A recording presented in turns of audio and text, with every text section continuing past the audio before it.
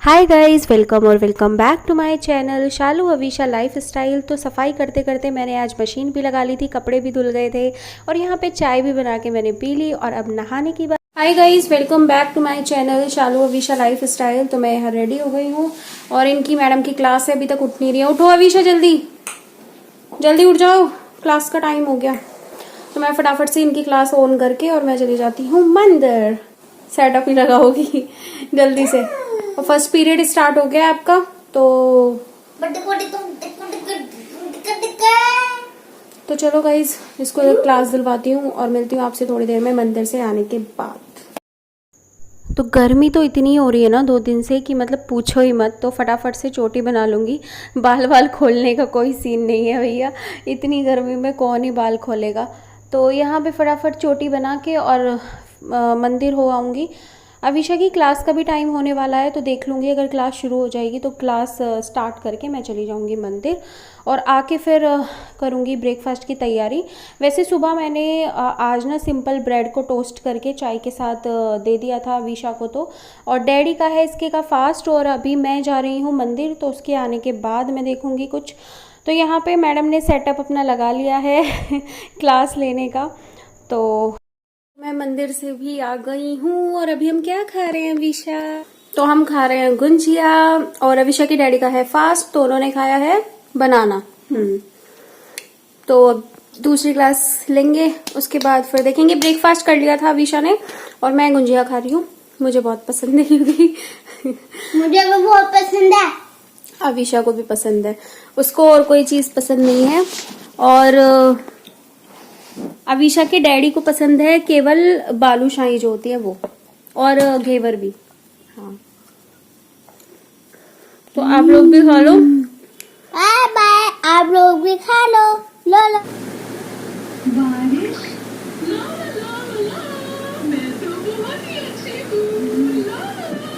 तो डिनर की तैयारी हो गई है, हस्बैंड का फास्ट है। आज मैं बना रही हूँ अरवी की सब्जी।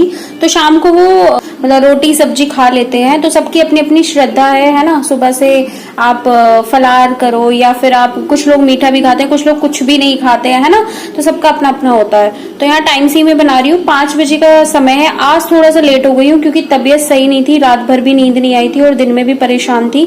तो चलो फटाफट से सब्जी छोक देती हूँ और फटाफट आटा भी लगा लेती हूँ और खाना बनाती हूँ।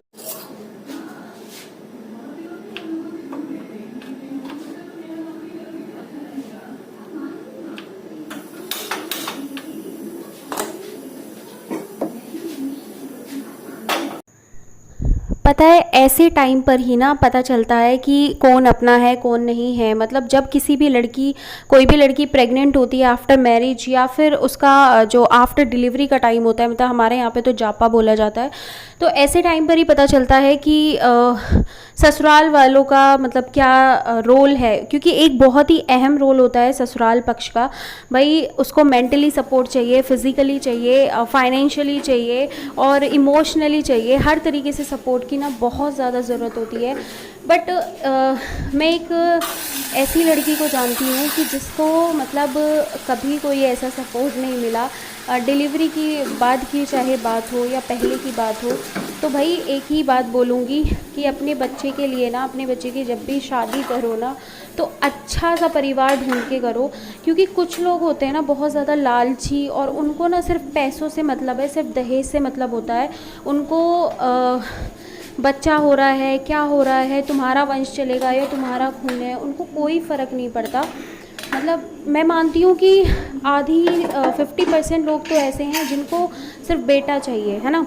और अगर बेटी हो जाती है तो वो उस लिए भी परेशान करते हैं। चलो ठीक है बेटी हो गई, लेकिन कुछ लोग तो इतने देखे हैं मैंने। मतलब एक लेडी को मैं जानती हूँ कि उसको पोता भी हो गया बट उसने उसका चेहरा तक नहीं देखा। Can you imagine? मतलब उसका जो बेटा है ना वो इतना मतलब कहते हैं ना मम्मी के आगे पीछे घूमने वाला बच्चा, वो वैसा है, और उसी के बच्चे को उसने देखा तक नहीं। तो जो लेडी अपने बेटे की सगी नहीं हो सकती, या अपने खून की, भाई पोता पोती हैं तो उन्हीं का तो खून है ना, तो उनके सगे नहीं हो सकते, तो वो किसी की बेटी या अपनी बहू की क्या ही सगी होंगी, है ना। और ऐसे लोग वही होते हैं जिनकी बेटियों के साथ ना इस तरीके का व्यवहार हुआ होता है, फिर भी वो लोग क्या सोचते हैं कि मतलब बहू के साथ भी वही व्यवहार करें। तो वो ना तो लड़कियां उनकी खुश रहती हैं, ना ही वो अपने बेटों को खुश रहने देती हैं बहू के साथ। तो बस यही है, लाइफ है ना। तो बस गाइज़ यहाँ पे आटा गुथ रहा है, फटाफट से खाना बनाऊंगी। और ये मैंने ना अभी डेयरी से ताज़ी ताज़ी दही मंगा ली थी हस्बैंड से, तो दही के साथ में अरवी की सब्ज़ी बनाई है और फटाफट चपातियाँ बना दूँगी, गाय की निकाल दूँगी। उसके बाद मेरी बेटी को भी भूख लग रही है, वो भी चिल्ला रही है वहाँ से कि मम्मा खाना कब बनेगा जल्दी से लेके आ जाओ। तो दोनों को दे दूँगी खाना, और मैं भी ना टाइम से ही खा लूँगी, क्योंकि फिर ना डाइजेशन में बड़ी प्रॉब्लम होती है ऐसे टाइम पे, क्योंकि वेट बढ़ता रहता है तो गैस की प्रॉब्लम हो जाती है, कभी कभी एसिडिटी हो जाती है। वैसे ज़्यादा तो नहीं होती मुझे, टच वुड, बट हो जाती है कभी कभी ना, सांस लेने में भी दिक्कत होती है। तो वही है, बस यहाँ पे फटाफट से खाना बनाएंगे। और मैं तो बस यही कहूँगी कि भैया देखो, अपना पॉजिटिव रहो, खुश रहो, हैप्पी रहो। अगर आप कंपेयर ये करोगे ना कि देखो वो तो इतना खुश है ना, वो बेटर है, वो अच्छा कमा रहा है, या उसका पति ज़्यादा कमाता है, तुम्हारा नहीं कमाता, तो कभी खुश नहीं रह पाओगे। हमेशा अगर खुश रहना है ना, तो एक ही फंडा अपनाओ कि अपने से नीचे वाले को देखो कि भाई तुमसे नीचे कौन है, उसकी लाइफ देखो कि वो कितना स्ट्रगल कर रहा है, एटलीस्ट तुम्हारी लाइफ उससे बेटर है ना। तो अगर ये मन में सोच लिया ना, तो सच बता रही हूँ, आपसे सुखी इंसान ना कोई नहीं होगा। क्योंकि एक तो आप ना लोगों से एक्सपेक्टेशंस छोड़ दो, चाहे वो आपका पति है, चाहे वो आपके बच्चे हैं, चाहे वो आपकी सास है, या ससुराल वाले हैं, या मायके वाले हैं, हर किसी से ना उम्मीदें लगाने छोड़ दो। अपने आप में खुश रहना सीखो, तभी आप ना सबसे ज़्यादा खुश इंसान रहोगे। भाई देखो, मेरी लाइफ का फंडा तो यही है, मैं किसी से भी एक्सपेक्टेशंस नहीं रखती, क्योंकि जितनी बार भी एक्सपेक्टेशंस रखते हैं ना, उतनी बार टूटी है। तो वही होता है कि एक टाइम पे तो ना हर इंसान को अकल आ जाती है। तो वही है कि एक्सपीरियंस से बंदा सीखता है, और अपने एक्सपीरियंस से आपके साथ शेयर कर रही हूँ कि भैया खुश रहने का एक ही मूल मंत्र है, दूसरों से उम्मीदें छोड़ो, पॉजिटिव रहो, अच्छा सोचो, तो ऑब्वियसली आप खुश ही रहोगे। और जो भी टाइम मिले अपने आप को बिज़ी रखो, भगवान का नाम लो, बस। तो यहाँ पे चपातियाँ अभी बन गई हैं, फटाफट दोनों की प्लेट लगा के और दे आऊँगी। आज बहुत सारी बातें कर ली मैंने आप लोगों से ना। होता है कभी कभी ना, जब हम देखते हैं ना ऐसी चीज़ें कि मतलब ऐसे भी लोग हैं जो मतलब अपनी बहू को इस तरीके से करते हैं। देखो, कोई भी लड़की अगर आपके घर में शादी करके आ रही है ना, तो मुझे लगता है कि पहले दिन ही तो उसमें कांटे नहीं हो जाते हैं ना। अगर फर्स्ट डे ही आपको वो नहीं अच्छी लग रही है, या आप उसको ताने कस रहे हो, हर खाने पीने की चीज़ों पे ताले लगा के रख रहे हो, तो 2 साल 4 साल वो आपको बर्दाश्त करेगी, है ना। लेकिन आप उसको इतना ज़्यादा प्रताड़ित करने लग जाओगे ना, तो भैया देखो एक लिमिट होती है उसके बाद तो ना फिर कोई नहीं करता। तो वही है बस।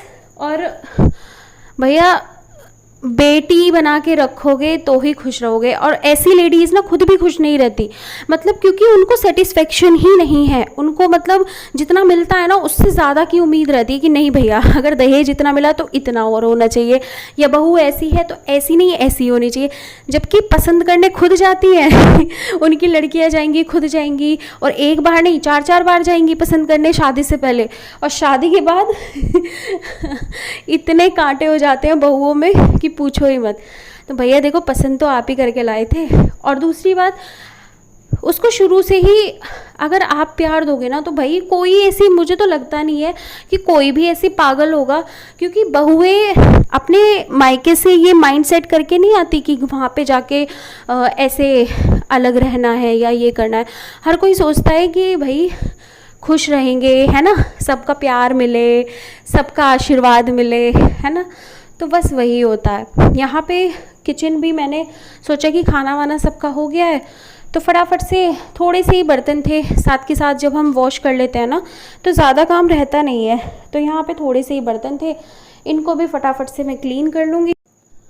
तो बर्तन भी सारे साफ़ हो गए हैं। अब फटाफट से सिंक वगैरह भी साफ़ करके और अपना फिर चलते हैं। दूध थोड़ा सा ना लेट आता है यहाँ पे डेयरी से, तो दूध जब आएगा तब गरम कर लेंगे।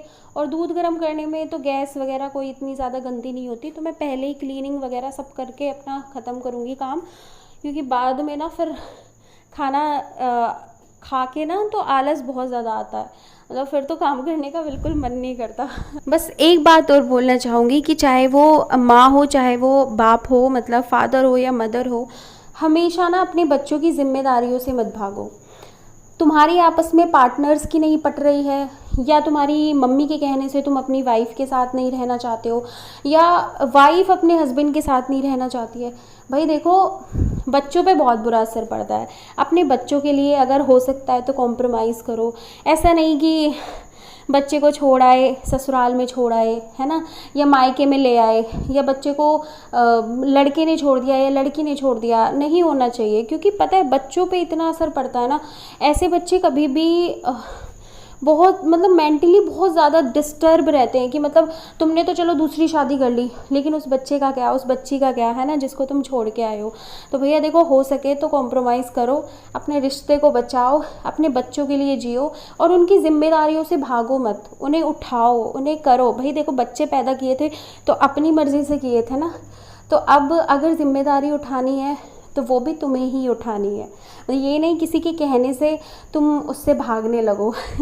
मेरे से कोई कहे ना कि भैया बेटी को छोड़ दे या हस्बैंड को छोड़ दे तो भाई अपने अंदर भी तो कुछ होना चाहिए ना कि हाँ कैसे छोड़ दें भाई, हम प्यार करते हैं, हम तो नहीं छोड़ रहे। तो वही है कि हर किसी के अंदर ना ये होना चाहिए। एटलीस्ट अपने बच्चों से तो प्यार करो यार। पति से ना बने या तुम्हारी वाइफ से ना बने तो भाड़ में जाने दो, अपने बच्चों से तो करो। तुम बच्चों के सगे नहीं होगे तो किसके होगे बताओ। सारी क्लीनिंग हो गई है मेरी यहाँ पे, गैस भी मैंने क्लीन कर दी है फटाफट से, क्योंकि डेली क्लीनिंग ना सही रहता है अपना, फिर ज़्यादा गंदी नहीं होती और डेली करनी भी चाहिए। डेली क्या, यहाँ तो 4-4 5-5 बार करनी पड़ती है। जब भी कुछ गैस पे करो थोड़ा बहुत ना हो ही जाती है गंदी। तो बस चलो मिलती हूँ थोड़ी देर में। सारा काम लगभग ख़त्म हो गया है। मम्मा क्या, ये है मेरा खिलौना। पता है आज तो इतनी गर्मी लगी ना, किचन में खड़ा होना मुश्किल हो गया। अभी नहा के आई हूँ और अभी ये विषय को थोड़ा सा रिवीजन कराऊंगी जो भी उसने सुबह पढ़ा है, और बस फिर सो ही जाना है। मतलब सो क्या, नींद तो आएगी नहीं, ऐसे ही टाइम पास करना है। ये तो सो जाते हैं दोनों, है ना। तो आपने इसमें ना गुड हैबिट्स बतानी है, जो भी इनमें से गुड हैबिट है उनको टिक करना है। बेटा गुड ना, तो टिक करो।